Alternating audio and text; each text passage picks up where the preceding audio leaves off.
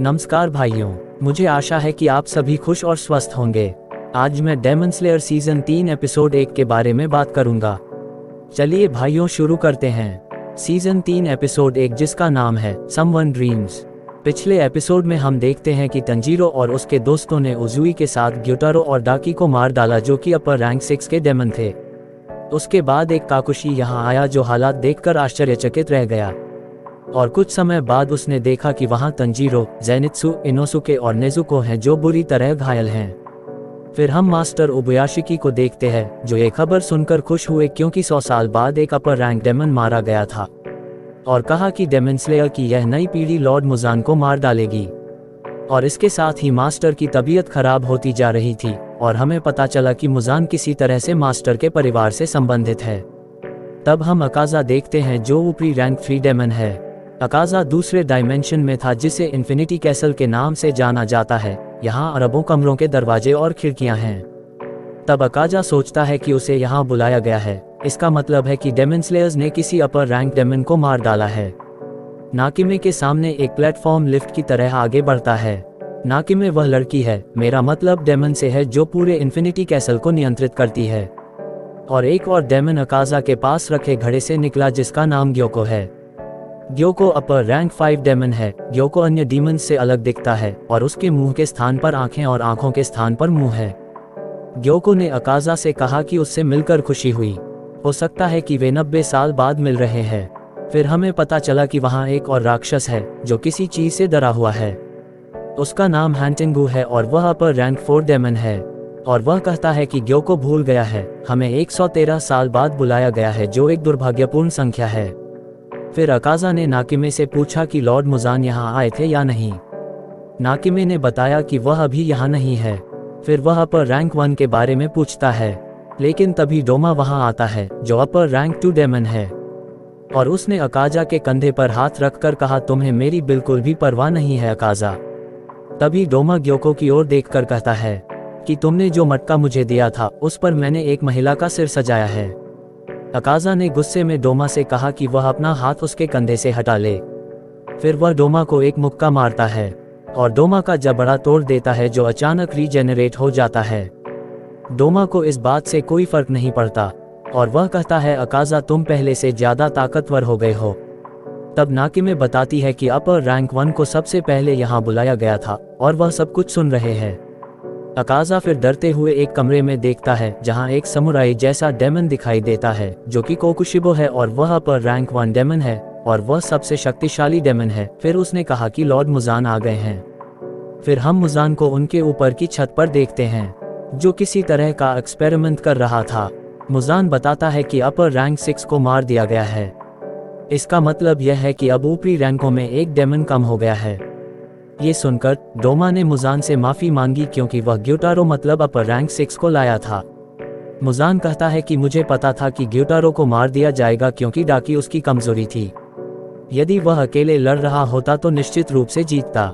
Muzan कहता है कि मुझे अब अपर रैंक से कोई उम्मीद नहीं है। तब डोमा कहता है कि मैंने आपका सारा काम पूरा किया है, जिस पर मुजान कहता है कि तुमने अभी तक ओबुयाशिकी के परिवार को नहीं मारा है और 100 वर्षों के बाद भी उन्हें ब्लू स्पाइडर लिली नहीं मिली है। मुजान गुस्से में कहता है, तुम सब किसी काम के नहीं हो, जिससे वहां लैब में रखे सारे शीशे टूट गए। हैंटिंगू बहुत डरा हुआ है और मुजान से दया की भीख मांग रहा है। अकाजा चुप रहता है क्योंकि वह भी अपने पिछले मिशन में फेल रहा था। कोकुशिबो का कहता है कि ओबुयाशिकी खुद को छुपाने में बहुत अच्छा है। तब डोमा कहता है कि मैं भी जांच में ज्यादा एक्सपर्ट नहीं हूँ। ग्योको ने मुजान को बताया कि उसके पास विशेष जानकारी है जो उसे उसके लक्ष्य के बहुत करीब पहुंचाएगी। अगले ही पल मुजान के हाथ में ग्योको का सिर देखकर हर कोई डर जाता है। मुजान कहता है कि मुझे किसी भी तरह का बदलाव पसंद नहीं है।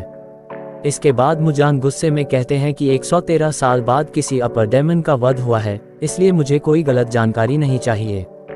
मुजान फिर ग्योको का सिर नीचे फेंक देता है और फिर उसे हैंटिंगू के साथ उस स्थान पर जाने का आदेश देता है और फिर उससे पुष्टि करने के लिए कहता है कि उसकी जानकारी सही है या नहीं। इसके बाद वह अपर डीमंस की पराजय बर्दाश्त नहीं करेगा। इसके बाद वह वहां से गायब हो जाता है। ग्योको को यह पसंद नहीं है कि उसे हैंटिंगू के साथ काम करना पड़े। इसके बाद डोमा ग्योको का सिर उठाता है और उससे पूछता है कि तुम्हारे पास किस तरह की जानकारी है, मैं भी तुम्हारा समर्थन करना चाहता हूँ। वह डोमा को कुछ नहीं बताता है और अचानक अकाज़ा पीछे से आता है और डोमा का सिर काट देता है और डोमा से कहता है कि मुजान ने तुम्हें कोई आदेश नहीं दिया है, इसलिए हस्तक्षेप न करें। तभी अकाज़ा का हाथ कट जाता है और कोकुशिबो उसके सामने आ जाता है। उनके आते ही सभी की हालत खराब हो जाती है। डोमा अपना सिर ठीक करते हुए कहता है कि हम दोनों दोस्त मजे कर रहे थे, नहीं तो मैं उसके हमले से आसानी से बच सकता था। कोकुशिबो अकाज़ा को डांटता है और उससे कहता है कि उसे कभी भी अपने से ऊपर के उच्च रैंक के राक्षसों पर हमला नहीं करना चाहिए, और अगर उसे इससे कोई समस्या है तो वह हमारी जगह पाने के लिए डोमा और मुझसे लड़ सकता है। डोमा का कहना था कि अकाज़ा उसे किसी भी हालत में हरा नहीं सकता। हालांकि डोमा अकाज़ा के बाद दानव बन गया था, लेकिन उसका स्थान उससे ऊपर है। शायद यही बात अकाज़ा को उससे ईर्ष्या करती है। इसके बाद हम पहली बार कोकुशिबो का चेहरा देखते हैं, जिसकी 6 आंखें हैं और वह बेहद खतरनाक दिखता है। अकाज़ा उससे कहता है कि वह एक दिन उसे ज़रूर मार डालेगा, और कोकुशिबो अकाज़ा से यह कहकर यहाँ से गायब हो जाता है कि अपना सर्वश्रेष्ठ प्रयास करो। अकाज़ा अब यहाँ से चला जाता है। फिर नाकिमे हैंटिंगो और ग्योको को उनके मिशन पर भेज देती है। डोमा ने नाकिमे से उसे भी मिशन पर भेजने का अनुरोध किया, लेकिन नाकिमे उसकी बात नहीं मानती और डोमा को उसके कमरे में छोड़ देती है, जहाँ कोई डोमा से मिलने आया था। फिर हम एक डेमन स्लेयर को हनाफुदा बालियां पहने हुए देखते हैं। ये शख्स कोई और नहीं बल्कि योरिची है, जो कोकुशिबो का भाई है, जिसने अकेले ही मुजान को लगभग मार ही डाला था। योरिची के हाथ में एक बच्चा सो रहा था, जिसके पिता योरिची के लिए चाय लाते हैं। उसका नाम सुमियोशी है। सुमियोशी ने उसे और उसकी पत्नी को बचाने के लिए योरिची को धन्यवाद दिया। योरिची अब जाने के लिए कहता है, क्योंकि वह उन पर बोझ नहीं बनना चाहता था। सुमियोशी ने डेमन स्लेयर से उसका नाम पूछा। उनका कहना है कि वह अपनी आने वाली पीढ़ियों को उनके बारे में बताना चाहते हैं। योरिची का कहना है कि इसकी कोई ज़रूरत नहीं है, वह उस चीज़ की रक्षा नहीं कर सका जो उसके जीवन में सबसे महत्वपूर्ण थी। उसका नाम उतना ही खराब है जितनी उसकी जिंदगी। तभी तंजीरो की आंख खुलती है और उसकी आंखों में आंसू आ जाते हैं। ये सब बस एक सपना था, और तंजीरो सोचता है कि मैं कहाँ हूँ। तंजीरो को देखकर कानाओ खुश हो जाता है और फूलों का गुलदस्ता उसके हाथ से छूटकर टूट जाता है। कानाओ ने उसे बताया कि वह 2 महीने तक कोमा में था और उस लड़ाई के बाद अब उसे होश आया है। आगे हम गोटू नाम की एक काकुशी देखते हैं, जिसने तंजीरो और उसके दोस्तों की जान बचाई थी। वह तंजीरो के लिए मिठाई ले जा रही थी। क्योंकि तंजीरो की नाक बहुत तेज है, इसलिए उसे लगता है कि इससे तंजीरो कोमा से बाहर आ जाएगा। और जैसे ही वह कमरे में प्रवेश करता है, उसे एक टूटा हुआ गुलदस्ता मिलता है, जिसे वह साफ करना शुरू कर देता है और कानाओ को देखता है और सोचता है कि कितनी अजीब लड़की है। वह सब कुछ तोड़ देती है, लेकिन वह उससे कुछ नहीं कह सकता क्योंकि वह रैंक में उससे ऊपर है। और बिस्तर के पास जाने पर गोटो को पता चलता है कि तंजीरो को होश आ गया है, इसलिए वह कानाओ पर चिल्लाता है और कहता है कि वह कोमा से बाहर आ गया है। ये बात तुमने किसी को क्यों नहीं बताई? फिर वह कमरे से बाहर जाता है और चिल्लाता है कि तंजीरो कोमा से बाहर आ गया है। ये सुनकर सभी लोग वहां आ जाते हैं। तंजीरो फिर अपने दोस्तों के बारे में पूछता है, जिस पर गोटो कहता है कि ज़ेनित्सु को 2 दिन पहले होश आया था और उसे उसकी इच्छा के विरुद्ध उसके अगले मिशन पर भेजा गया है। और उजुई भी अपनी 3 पत्नियों के साथ चला गया है। और इनोसुके की हालत काफ़ी गंभीर है, क्योंकि जहर उसके अंदर काफ़ी अंदर तक चला गया है। तंजीरो का कहना है कि मुझे भ्रम हो रहा होगा, क्योंकि मैं उसे अपने ऊपर छत से चिपका हुआ देख सकता हूँ। और सभी ऊपर देखते हैं और असल में इनोसुके छत से लटका हुआ था। फिर वह नीचे आता है और कहता है कि तुम्हें पता है तंजीरो, मुझे तुमसे 7 दिन पहले होश में आया था। तंजीरो का कहना है कि इनोसुके अद्भुत हैं। कियो तंजीरो को हनी बेजर नाम के एक जानवर के बारे में बताती है जो जहर से अप्रभावित है, और इनोसुके का शरीर भी ऐसा ही है। इस पर जहर का कोई असर नहीं होता। ये सुनकर इनोसुके बहुत खुश हो जाता है और अपने आप को अमर समझने लगता है। तब एना उससे कहती है कि तुम्हारे शरीर पर दवाइयों का भी कोई असर नहीं होता है। ये सुनकर इनोसुके गोटो से लड़ने लगता है। तब कानाओ ने चिल्लाकर उन सभी को चुप करा दिया, क्योंकि तंजीरो सो गया था। उसके करीब 1 हफ्ते बाद तंजीरो पूरी तरह से ठीक हो जाता है और इनोसुके भी ठीक होकर अपने अगले मिशन के लिए निकल जाता है। और ज़ेनित्सु ने अपने साथियों की हालत खराब कर दी थी और हमेशा घर जाने के लिए रोता रहता था। तंजीरो बेहतर होने लगा था और पूछता है कि उसका नया कटाना अभी तक आया है या नहीं। तब उसे पता चला कि हगनेजुका ने उसके लिए अपमानजनक पत्र लिखे हैं और तलवार बनाने से साफ इनकार कर दिया है। सुमी तब कहती है कि तंजीरो को खुद स्वर्डस्मिथ विलेज में जाना चाहिए, जहां डेमन स्लेयर्स की नई तलवारें बनाई जाती हैं, और हगनेजुका से व्यक्तिगत रूप से मिलना चाहिए। तंजीरो वहां जाने का मन बनाता है। अगले दिन तंजीरो को बटरफ्लाई मैंशन के बाहर एक काकुशी मिलती है जो उसे स्वर्डस्मिथ विलेज तक ले जाएगी। स्वर्डस्मिथ विलेज एक बेहद ही गुप्त गांव है जिसकी लोकेशन के बारे में बहुत कम लोगों को पता है, जिससे राक्षस वहां आक्रमण न कर सके। फिर तंजीरो की आंखों पर पट्टी बांध दी जाती है और उसकी नाक और कान बंद कर दिए जाते हैं ताकि उसे रास्ता याद न रहे। दरअसल उनकी काकुशी को पूरा रास्ता भी नहीं पता था, वह उसे आधे रास्ते में छोड़ देती है। उसके बाद एक और काकुशी आती है और उसे ले जाती है। इसी तरह 10 काकुशी को बदलने के बाद तंजीरो अंततः स्वर्डस्मिथ विलेज पहुंचता है, जो एक बहुत ही खूबसूरत गांव था। यहाँ सभी लोगों ने अपने चेहरे पर मास्क पहन रखा था ताकि उनकी पहचान छुपी रह सके। तंजीरो फिर काकुशी को धन्यवाद देता है, जिसकी आवाज लव हाशिरा मित्सुरी ने सुनी, जो हॉट स्प्रिंग वाटर में स्नान कर रही थी, और वह ये जानकर खुश हो जाती है कि गांव में कोई नया आया है। फिर तंजीरो की मुलाकात ग्राम प्रधान टेचिन से होती है, जो गांव का सबसे छोटा और सबसे खास आदमी है, और वह तंजीरो को मिठाई खाने के लिए देता है और उसे बताता है कि जिसने उसकी तलवार बनाई थी, जिसका नाम हगनेजुका है, जो गायब हो गया है, और ये नाम उसे खुद टेचिन ने दिया था और वो बचपन से ही काफी गुस्से वाला है। तंजीरो अपनी तलवार खराब करने के लिए माफी मांगता है। टेचिन का कहना है कि यह आपकी गलती नहीं है। हगनेजुका पिछले कुछ समय से कमजोर तलवारें बना रहा था, और जैसे ही हमें वह मिलेगा हम उसे जमकर धोएंगे। तब तक तुम ठीक हो जाओ, तुम्हें अपनी नई तलवार मिल जाएगी, तब तक तुम यहाँ आराम से रह सकते हो, और तुम्हें हॉट स्प्रिंग वाटर में स्नान करने जाना चाहिए ताकि तुम्हारे घाव जल्दी ठीक हो जाएं। रास्ते में तंजीरो को एक कार्यशाला दिखाई देती है जहां तलवारें बनाई जा रही थीं। तभी एक आदमी गर्म पानी के झरने के लिए तंजीरो का रास्ता दिखाता है।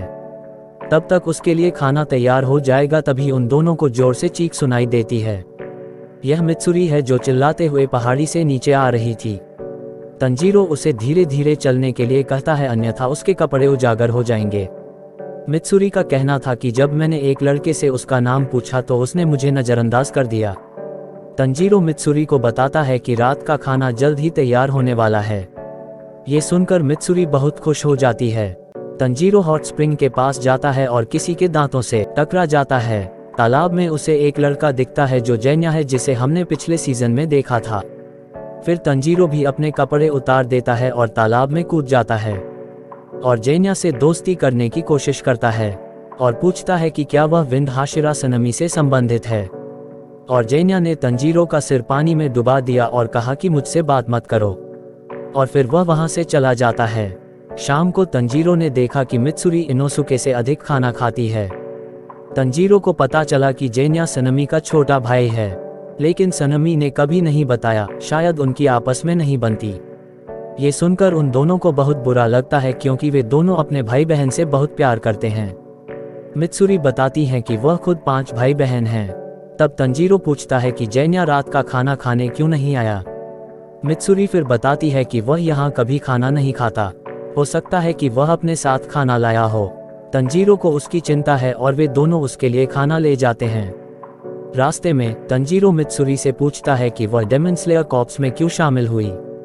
मित्सुरी तंजीरो से कहती है कि वह एक ऐसे आदमी को ढूंढ रही है जिससे वह शादी कर सके और जो हमेशा उसकी रक्षा करेगा, और ऐसा एक हशीरा ही हो सकता है, इसलिए वह खुद ही हशीरा बन गई ताकि वह किसी अन्य हशीरा से मिल सके।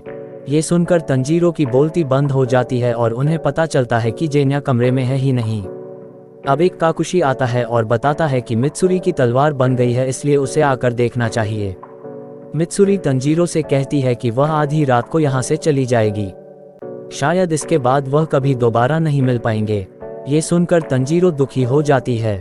मित्सुरी का कहना है कि आपने अपर रैंक के डेमन से युद्ध किया है और आपको 10 वर्षों का अनुभव प्राप्त हुआ है और आप बहुत शक्तिशाली हो गए हैं। वह तंजीरो के लिए बहुत खुश हैं। तंजीरो कहता है कि वह कड़ी मेहनत करेगा और मुजान को भी मार देगा। मित्सुरी तंजीरो के कान में फुसफुसाती है कि इस गांव में एक गुप्त हथियार है जो तंजीरो को और अधिक मजबूत बना देगा। उसके बाद मित्सुरी चली जाती है और अगले दिन नाश्ते के बाद तंजीरो गुप्त हथियार खोजने के लिए जंगल में चला जाता है। तंजीरो की नाक ठीक नहीं हुई थी, वह अभी गर्म पानी के झरने की गंध ही ले रहा था कि अचानक उसे अपने आसपास से तेज आवाज सुनाई दी, जिसमें वह देखता है कि दो लड़के लड़ रहे हैं। एक स्वॉर्डस्मिथ विलेज का है और दूसरा मुइचिरो टोकेटो जो कि मिस्ट हशीरा है, जो इस लड़के से कुछ चाहता था लेकिन ये लड़का साफ मना कर रहा था। तंजीरो एक और हशीरा को देखकर हैरान हो गया। तंजीरो देखता है कि वहाँ एक और आदमी भी है और तंजीरो पहचान जाता है कि ये वही आदमी है जिसे उसने सपने में देखा था। और यहीं पर एपिसोड समाप्त होता है। मुझे आशा है कि आपको यह वीडियो पसंद आएगा। धन्यवाद।